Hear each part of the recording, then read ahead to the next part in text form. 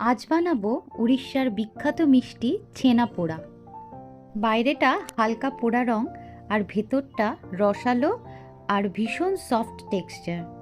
খুবই সুন্দর খেতে হয় এই ছেনা পোড়া। তার জন্য নিয়েছি 1.5 লিটার মতো দুধটাকে ভালো করে আগে ফুটিয়ে নিয়েছি। তারপর সম পরিমাণে ভিনিগার আর জল মিশিয়ে নিয়ে ছানাটা কেটে নিয়েছি। ছানার জলটা ছাঁকনিতে ঢেলে ঝরিয়ে নিয়েছি।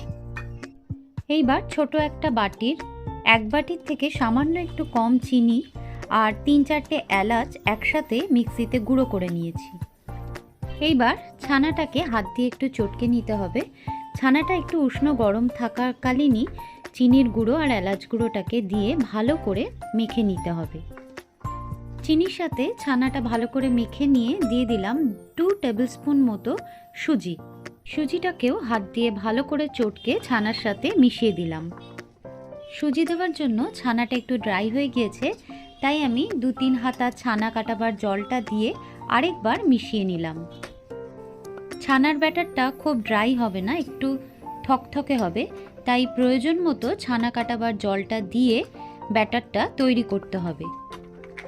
এইবার আমি কিছুটা কাজু আর কিশমিশ কুচো করে রেখেছিলাম, সেটা দিয়ে দিলাম আর দিলাম 1 চিমটে নুন। কাজু কিশমিশটা সম্পূর্ণ অপশনাল, আপনারা দিতেও পারেন নাও দিতে পারেন। এইবার 2 টেবিল স্পুন মতো ঘিকে গরম করে দিয়ে দিলাম, তাতে ছানার সাথে ঘিটা খুব সুন্দরভাবে মিশে যাবে।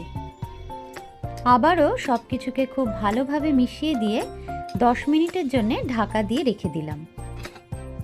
10 মিনিট পর সুজিটা বেশ ভালো মতো ফুলে গিয়েছে।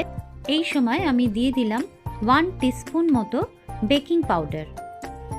ব্যাটারটা আর একটু পাতলা করতে হবে বলে আরও একটুখানি ছানার জল দিয়ে ভালো করে মিশিয়ে নিলাম। ব্যাটারটা ঠিক এই রকম থকথকে হবে। এইবার আমি একটা পাত্রকে ভালো করে ঘি লাগিয়ে গ্রিস করে নিয়েছি এবং পাত্রের নিচে আমার কাছে বাটার পেপার ছিল না, তাই আমি একটা A4 শিট গোল করে কেটে লাগিয়ে নিয়েছি। এইবার পাত্রটির মধ্যে ব্যাটারটা পুরো ঢেলে দিয়ে 2-3 বার ট্যাপ করে নিতে হবে এবং আগে থেকে প্রিহিট করা একটা পাত্রে ছানার পাত্রটা রেখে ঢাকা দিয়ে 45 থেকে 50 মিনিট মতো বেক করে নিতে হবে। 45 মিনিট পর একটা ছুরি দিয়ে চেক করে নিলাম, ছুরির গায়ে কোনো ব্যাটারি লাগেনি, তার মানে ছানা পোড়াটা রেডি।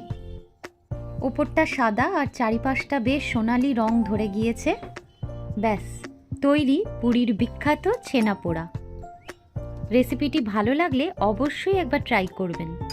ধন্যবাদ।